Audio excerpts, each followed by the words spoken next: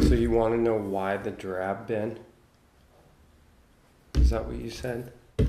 The drab. I was wondering. The wondering. Why the drab? Why the drab? Probably because that's what we found in the duster. But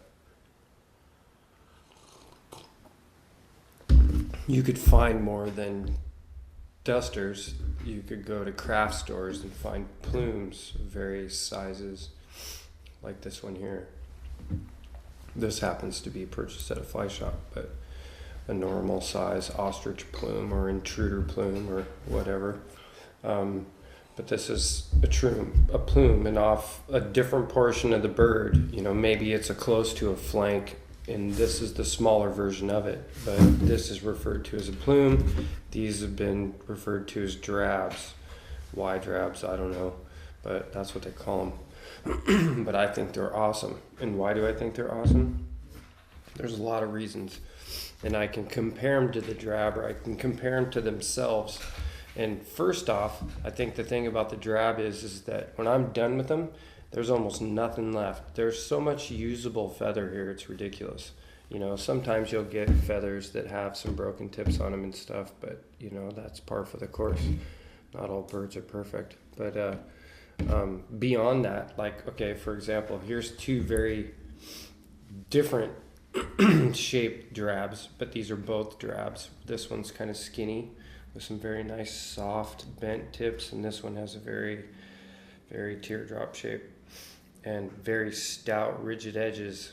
That's the thing about the drab, is that for the most part you can use this entire portion for longer pieces with just the stumps cut off, and you have a stouter feather to the base, where with a plume, let's say I want it to be this long, there's not much left there. It's pretty soft, although ostrich is great, period, but that's a lot of wasted feather. And for my dirty hose, the heads on my dirty hose, I like this stuff at the bottom, and I find that most plumes, the fiber itself is too fat, making the head too opaque, not enough transparency and or movement, where the drab itself is it's generally a smaller fiber, although you can get some that are fairly robust. This would be the extreme at the length of a drab. That's like pushing almost plume, but that is a drab, hence the super soft tips. And what's really cool about this, when we discovered after splitting our thumbs open 1,000 times, is that these drabs, that whole portion up to there easily can be palmered. And every one of these feathers, the tips can be palmered. Perfect palmering feathers. All the way down quite a ways. Beautiful tips for palmering. And then again, nice and stout, very usable. Lots of resilience at the bottom of the fiber. So put in a composite loop, they'll stand up, they'll have a nice shape to them. And again, very little wasted feather. You can use this down here all the way down to that on a summer fly. You could stick that in a composite loop. So that's pretty much the reason why this feather is taken over the, you know, what I use. It encompasses all the proper length and fiber structure and size that I'm looking for. Now, Honest Engine, I will definitely use big fat fibers from big plumes and stuff for big intruders, king intruders, wings and whatnot. And some of the really, really fat ones look awesome on squids. Or if you just want a fat fiber, you know, a few fat fibers, less is more. So these show up really good too. But again, you know, they're all over in the drabs. There's another drab, just a little wispier version. Real nice, long, swimmy fibers. Beautiful, sharp points. I like the drab. The drab is a very functional feather. Lots of good material, top to bottom.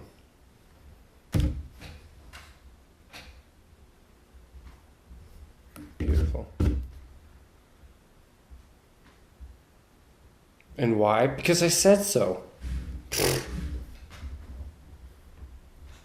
Just out of this feather itself, okay, If I was to dissect this feather from a production tire standpoint, I would look at it like, okay, the first thing I'm going to do is decide how good this tip is and whether I want to use it as a palmered feather or, yeah, a palmered hackle for, like, let's say, you know, classic Intruder without having to split a fiber. And that was the beauty of the drab, is that these tips can all be palmered very nicely. So I would, of course, first thing I would do is clip the tip out and put that in my tip bag, which I have one for tying intruders. And then looking at the rest of it, there's a lot of glorious twin tail and intruder hackle all the way down through this feather. And same with this one. This is just shorter intruder hackle. A little wispier. It's even got a nice natural bend on it. So in a composite loop, this stuff would have a kind of a confused both directions, where this would be very uniform and beautiful, kind of umbrella-y, you know, and each feather has a different characteristic.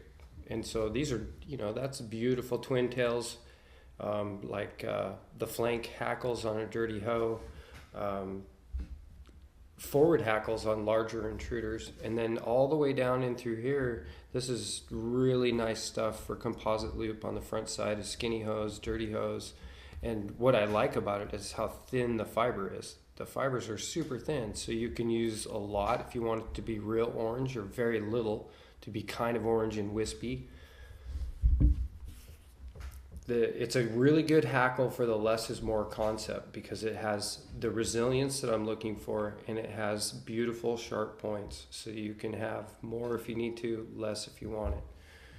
And it's, you know, again, you can use it from top to bottom. And this hackle right here, when I'm done with it, they'll pretty much just be a stem with a couple little model spots left on it, because that whole thing will get used. Almost every feather on the table will be that way. Same with this white being my favorite color. I just love white. That's a good one.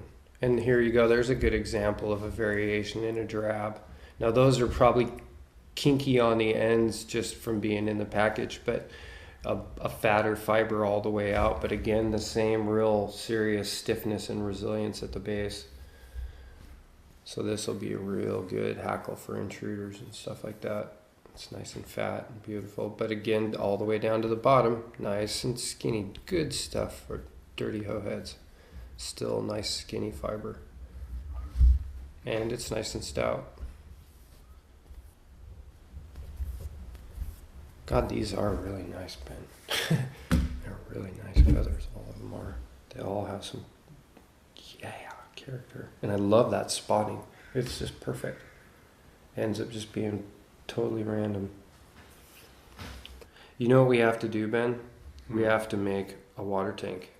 Yeah, we do. We do. Because the thing to do here would be just to take and clip this thing on a little loop and drop in the water tank, and then watch it swim. You know what I mean? And I've already seen enough of them to know how to do it better. So it'll have a much more natural movement in the water.